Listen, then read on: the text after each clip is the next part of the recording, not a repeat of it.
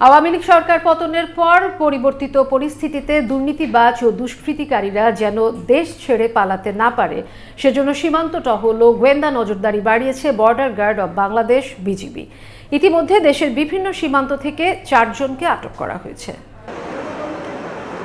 বুধবার রাতে এক সংবাদ বিজ্ঞপ্তিতে বিজিবি জানায়, বৈষম্য বিরোধী ছাত্র জনতার বিজয় পরবর্তী পরিস্থিতিতে অনেক দুর্নীতিবাজ ও দুষ্কৃতিকারী দেশ ছেড়ে পালানোর চেষ্টা করছে। এ অবস্থায় কেউ যেন দেশ ছেড়ে পালিয়ে যেতে না পারে সেজন্য সীমান্তে বিজিবি টহল ও গোয়েন্দা নজরদারি বাড়ানো হয়েছে।